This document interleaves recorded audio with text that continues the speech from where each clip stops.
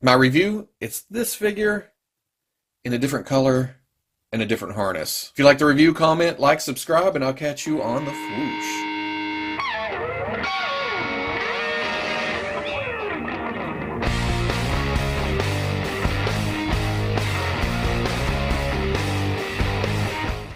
Okay, people, welcome back to another Fwoosh review. Tonight I'm taking a look at the Mezco 1/12 Collective Deadpool. A while back, I took a look at the X-Men Deadpool from the same line. I kind of feel like this is the exact same thing, except for in red. Maybe a couple of different accessories or extra accessories, but for the most part, yeah, it's just in red, but it's Deadpool. So, after how impressed I was with the X-Men Deadpool, I had to grab this one, because it's Deadpool in his original colors. Now, looking at the box, it's your standard Mezco 1/12 Collective box.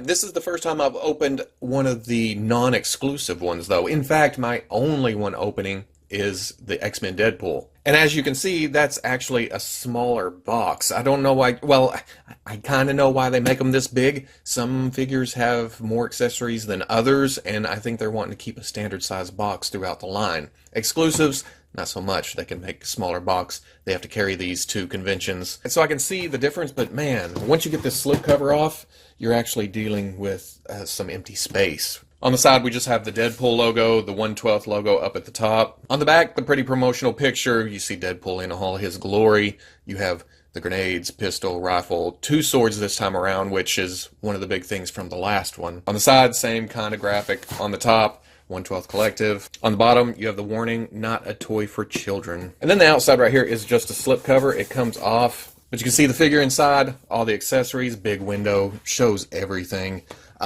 Big space for the stand, and then some empty space. But like I said, I understand why. 1/12 logo on the side, Mezco logo on the back. So I'm going to get this open, and hopefully I'll be just as impressed with this as I was with the X-Men Deadpool. I kind of feel like the packaging is worth the price of admission here. You have the outside black box with the alternating matte and gloss, very fancy.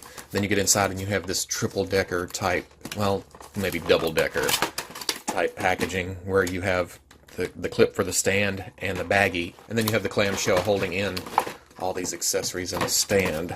That's a lot of plastic. And there we go, all out of the package. And I have to say, just as impressed here, but because I'm rolling around with some of this stuff for the second time in a row, some annoyances have come up, but it's mostly with accessories, not with the figure itself. Looking at the figure and the sculpt, and before I get too much further, I'm dealing with a new camera here, so if the colors seem off, I'm still playing with it. But the proportions, the articulation, everything like that is the same as the X-Men Deadpool. And why would it be any different? It's the same character, so no surprise there. It has the same gauntlets, it has the same shin guards, the same boots, different harness, which is good, and then the costume itself is different also. It still has the cloth material, but there's some extras to it. As you can see, the leather, and I'll get into that here in a second. But the new harness, I really dig it. It's almost like it's not there. It bends with the figure. It goes around. The sword sheaths on the back are kind of stiff and get in the way, only because you don't want to, flex or bend them whenever you're trying to move the figure around.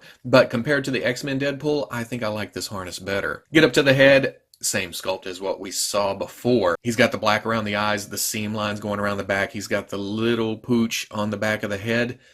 He looks angry under there. It may seem a little bit puffy, but still looks fantastic. Now, like I've said before I got into these, I don't like the lack of uniformity from the head to the body. On the body, you can see the material texture. It looks like cloth. You get up here, and you can tell it's plastic. You can tell that it's a different material if you were looking at it material-wise. I mean, it's sculpted to look like cloth, but it's not sculpted to look like that cloth. I think if the head had the same texture, I'd be a little bit happier, but having the figure in hand and already messing with the first Deadpool, it doesn't bother me near as much as I thought it would. Wild guess, I think the reason for delay is because of this different material they have on the costume. It does hinder articulation a little bit more than just having the straight cloth over it. You just can't seem to get up with it a lot. You're not going to get much higher than that. It just bunches up too much right there and drags from the rest of the suit. I may be way off base with that, but having messed with the other one already, you can tell that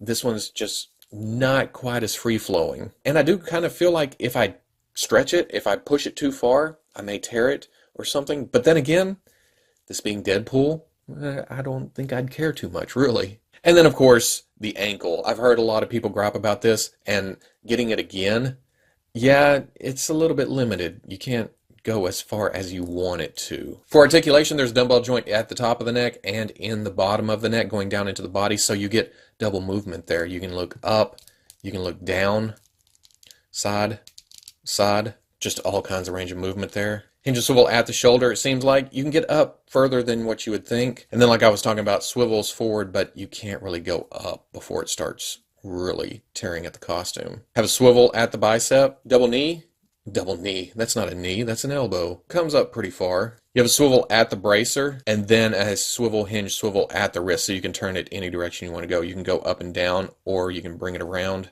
and then go side to side. I find it easier to pull the hand off and then swivel it around. The torso, again, all hidden under there. I don't know exactly what's going on, but you do have an ab crunch, and it arcs back a little bit. Oh, what?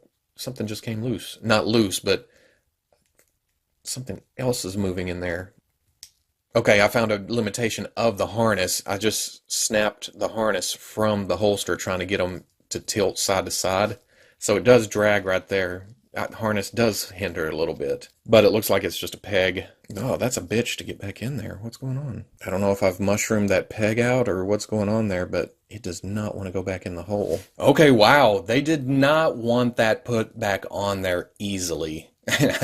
Or it wasn't meant to come off, one or the other, because holy shit, there was a lot of cussing involved in putting that back on, and I don't think I even have it back all the way yet. It stays together. I'm leaving it alone, I guess. So if you plan on tilting the body side to side or something like that, bring the holster up.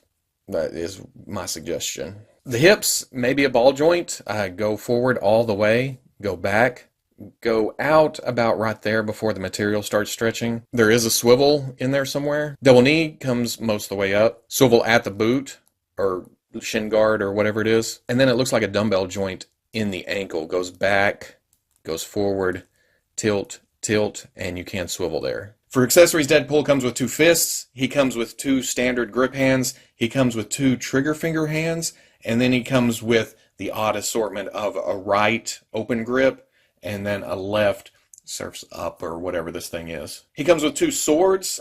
These look great. We saw these with the first release, except this time around it's black and red on the handle. I love how simple the sculpt is, but as simple as it is, it still has a lot of detail in it. And the good thing about this time around, you get 2 of them. Now they do go in the scabbards on the back or the sheaths or whatever you want to call it, but there's no locking into it. It just falls out. But that only comes into play if you're going to pose him upside down or something like that. He comes with 2 pistols. I love the sculpt on these. Again, we saw this before. Have silver paint on top. The black is matte, but this time what is awesome is we get kind of the Deadpool logo on the grips of them. The magazine is also removable from these again. You can see a round loaded, and the round even has a nice little paint job to it. But you put these in, and it's not going to do it while it's on camera, of course, but you're putting it in, well, there you go. The magazine just flew out of this one. It seems like one of them's looser than the other.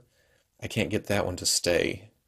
So it's going to stay right now, of course. He comes with a rifle with a grenade launcher slung under it. I think that's what it is. And again, nice sculpt. We saw this before, but I'm happy to get it again, especially to go with another version of Deadpool. It's cast in black. It's kind of a stiff material, and there's a silver dry brush over it to show some weathering, bring out the detail a little bit. We see the removable magazine again. It's just like a little Hot Toys, but same problem. It's a little bit loose inside the gun. And then the grenade launcher slides open and you can load these grenades into them. We actually get more of these this time around. There's 6. And it's not because he has more weapons to use them in. It's that he comes with the spiffy harness. I haven't done this, but you load these into here. And yeah, okay, they're pretty tight. I like that. They'll stay in there. And then like before, we see 4 grenades with the Deadpool logo painted onto them. This time around, though, there's no place to put the grenade's on the belt. The harness is different. It's attached to the costume, so you can't get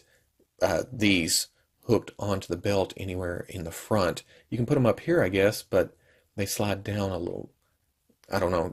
It doesn't look right there. And then he comes with the same alternate head. Not bad. It's not a huge difference from the first head. He just has his left eye closed a little bit more, and the right eye may be open a little bit wider. Just switch that out.